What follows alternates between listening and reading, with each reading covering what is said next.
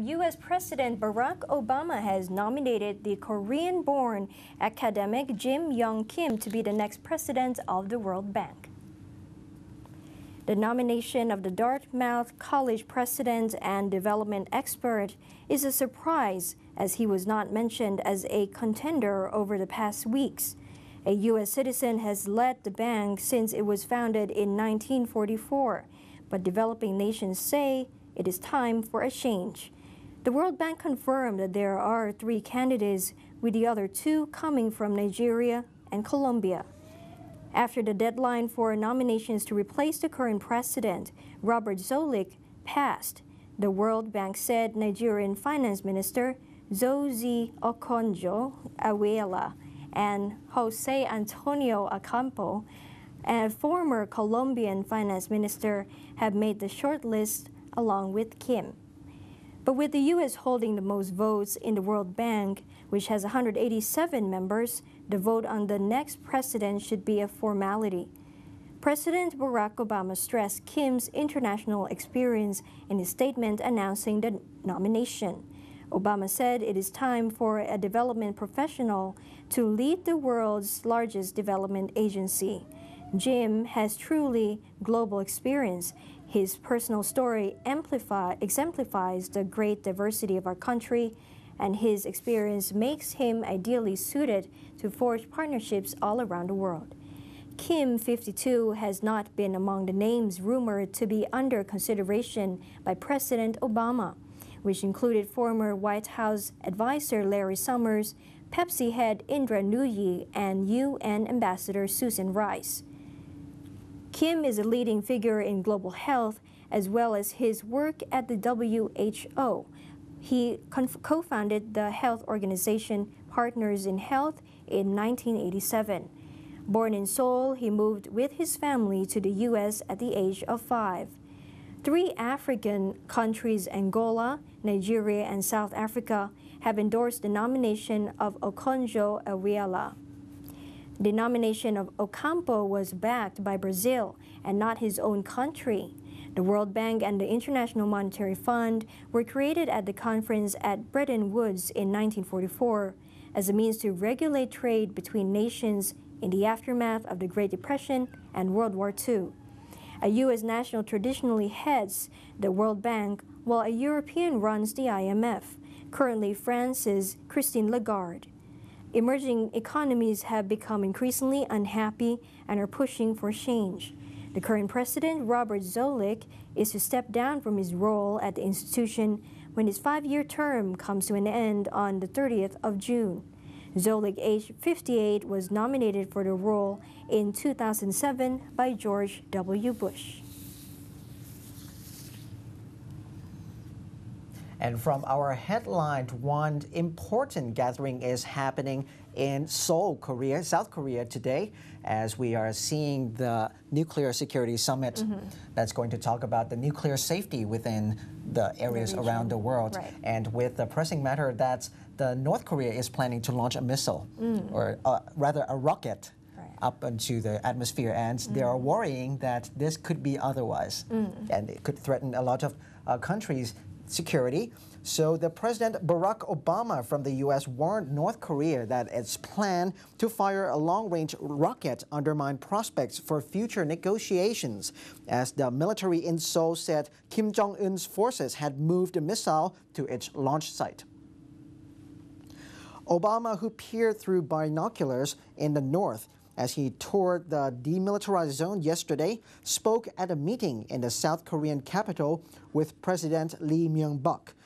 He will hold talks today with Russian President Dmitry Medvedev and Chinese President Hu Jintao as they gather for a nuclear security summit aimed at keeping fissile materials out of the hands of terrorists. Kim, who took over when his father Kim Jong-il died in December, is putting at risk 240,000 metric tons of food aid from the U.S., even as many of his people go hungry. Obama, who faces an election this year, is using his trip to increase pressure on North Korea and Iran over their nuclear programs. The rocket launch would constitute a direction violation of North Korea's commitments and obligations and seriously undermine the prospects of future negotiations, according to Obama.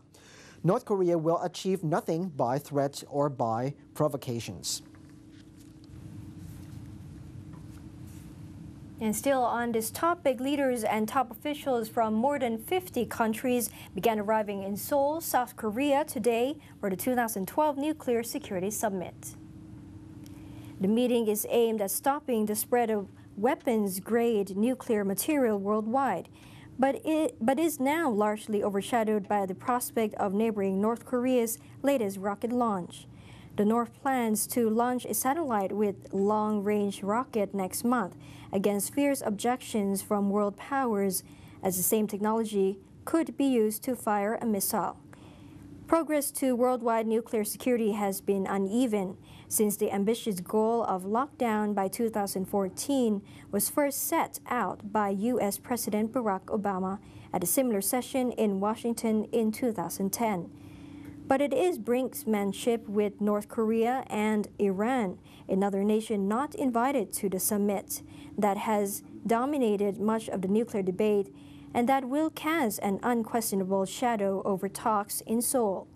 Obama has described nuclear terrorism as the gravest threat the United States and the world may face. North Korea is a prime suspect in the proliferation of some nuclear know-how, along with missiles that could be used to deliver weapons of mass destruction. Iran is suspected in the arming of terrorists with non-nuclear weaponry, and the U.S. and other nations suspect Iran's nuclear energy program could be converted to build a bomb. Syria, Pakistan, and other global trouble spots are also on the agenda for separate meetings. The summit starts with a working dinner tonight and continues into Tuesday. Still on the same issue with a different capture, Thai Prime Minister Yingluck and the South Korean President Lee Myung-bak held bilateral talks on Saturday ahead of this week's Nuclear Security Summit in Seoul. According to the Yonhap news agency, South Korea and Thailand signed a defense cooperation agreement, which will upgrade their relations to a strategic partnership in the near future. They also agreed to cooperate further on disaster relief and peacekeeping, to establish a water resources management system in Thailand, and to improve defense exchanges.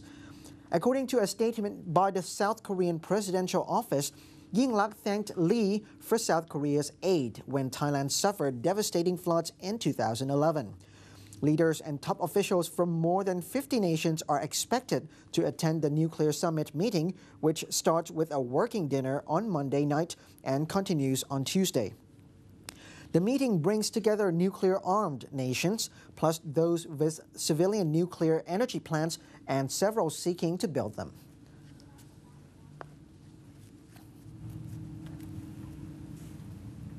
The oil company Royal Dutch Shell is struggling to pay off $1 billion that it owes to Iran for crude oil because European Union and U.S. financial sanctions now make it almost impossible to process payments.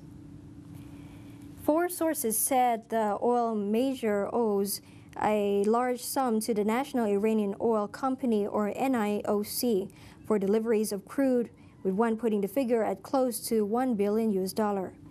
A debt of that size could equate to roughly 4 large tanker loads of Iranian crude, or about 8 million barrels. The European Union toughened financial sanctions and placed a ban on Iranian oil imports on January 23rd, but gave companies until July the 1st to wind down their existing business. Shell CEO Peter Vosser said on March 7th the company would take its final deliveries of Iranian crude within a matter of weeks. With daily contract volumes of 100,000 barrels, Shell ranked as Iran's second biggest corporate client, along with France's Total, behind Turkey's Tüpraş. Rigorous U.S. and European financial measures aimed at punishing Iran for its nuclear program have already come into force, making it increasingly difficult to pay for and ship crude from Iran, say oil executives. Given the outstanding amount owed in the face of sanctions, senior oil executives say the only way forward is for Shell to ask the British government to help settle the account with Iran.